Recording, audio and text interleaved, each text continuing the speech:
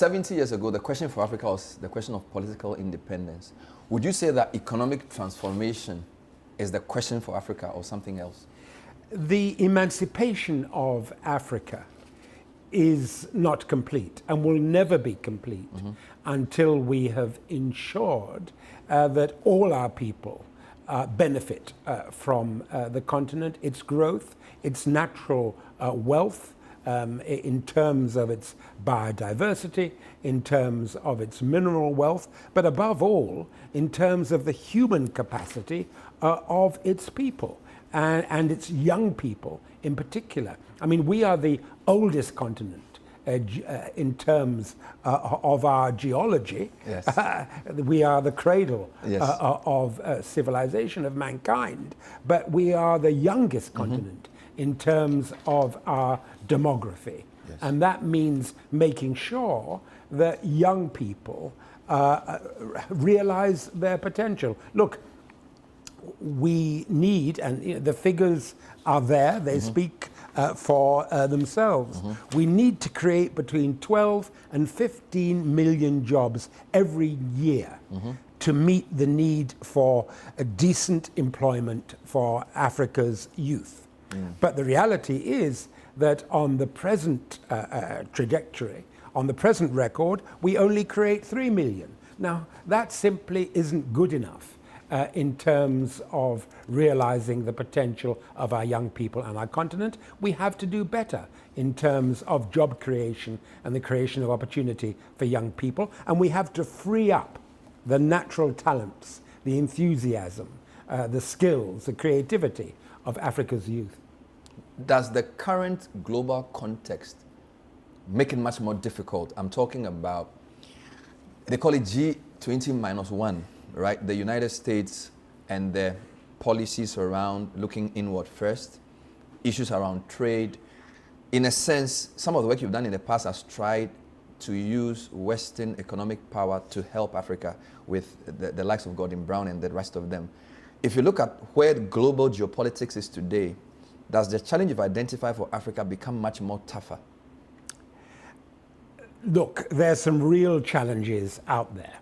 There's no doubt that the trade wars that currently afflict our world potentially and actually have a downside for Africa. You know, there's a saying, when two great beasts fight, it is the grass that gets trampled.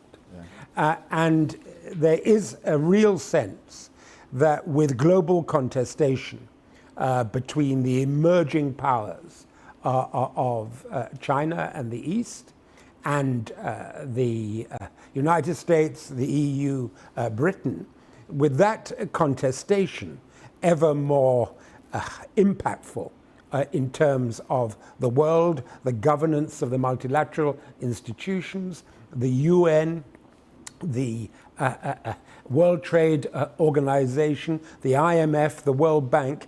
These are not institutions when East and West are on a collision course that are likely to deliver for Africa.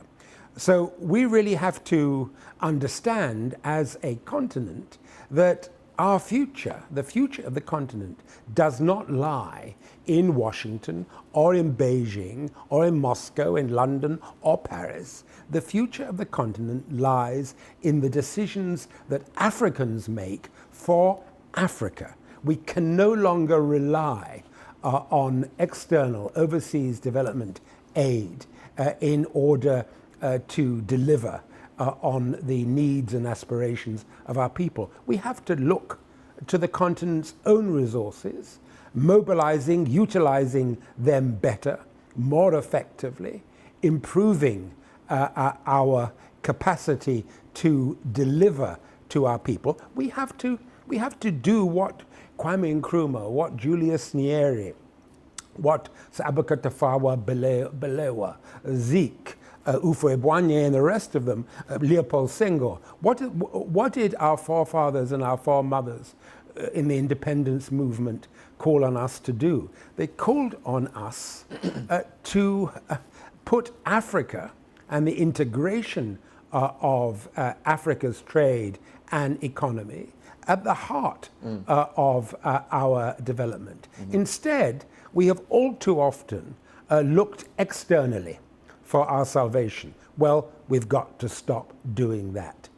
And that means policies that are rooted in the experience and culture of Africa and its people, but policies that don't just sit on shelves and don't just exist on paper or on the internet, but that are actually delivered. It's all about implementation. Africa is not short of policy. What we're short of is of implementation. And it's only Africa and African institutions, its business, its civil society, its governments that can deliver on that. When I listen to some African leaders, for example, a few weeks ago at the UN in New York, President Mahama spoke about the need to reimagine the UN, 80 years. A lot of developing countries feel multilateralism has failed them. You're also calling for an African type of solution. Do you think Africans believe they have the model? Because don't forget, economically, 1945 was a seminal year. Bretton Woods formed, UN. A lot of the economics we've been taught and how we've imagined the world has been based on neoliberal ideas. Now it's 80 years, we realize it's failed. Does the African intellectual, does the African political leader have a third way? Do they have a way that is authentic to their needs? Or they will still have to depend on those policies of 80 years that have frankly failed us? We have to free our minds. You know, when I was a boy at school, at Accra Academy, and a GIS before, when we wanted to challenge our thinking, and when we identified in one another or in our teachers an unwillingness to embrace what Kwame Nkrumah called the African personality, we would say, oh, you are Kolo. You are Kolo, meaning your mentality is colonial. And, you know, there's still an element of that. Yeah. And, you know, almost 70 years on, the colonial mentality is still there. We always tend to feel that somehow the white man knows better. Or indeed the Chinese man knows better. The foreigner always knows better. Well, actually, no. Of course there are things we can learn from Britain, from the United States, from China, from India. Of course there are things we can learn. But at the end of the day, we have to root what we do in our own culture and in our own experience, and we have to create institutions that are fit for purpose in Africa. And importantly, we have to build and develop those institutions, and to do so in a way that is inclusive, accountable, transparent. And does that mean addressing issues of corruption? Yes, it does. Does it mean zero tolerance of corruption? Yes, it does. Does it mean a willingness to call out bad practice and bad policy? Yes, it does. Does it mean opening up our minds and our institutions to a range of people and a range of sometimes contesting ideas, and taking from that the best? That's what Agre meant when he said only the best is good enough for Africa. And that's what we have to do. And one of the first things we have to challenge is this belief that somehow others outside the continent always know better than us.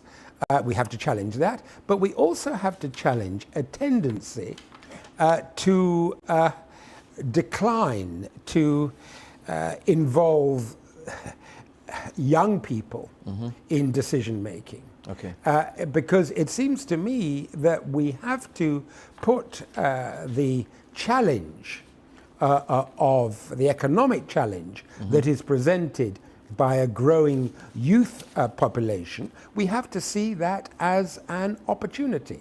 And that means fitting young people through our education system, through our training and skills policy, fitting them for the world of work, encouraging and enabling young people's sense of entrepreneurialism, their ability to grasp the new technology. Look, if you look at the world of apps, if you look at AI, the reality is that young people in Africa are doing some incredible work, creating apps that are relevant to them, utilizing artificial intelligence in a way that delivers to them. And we have to make sure that we are part of the technological changes that are occurring in our world. And young people are best placed to do that. And we, the older generation,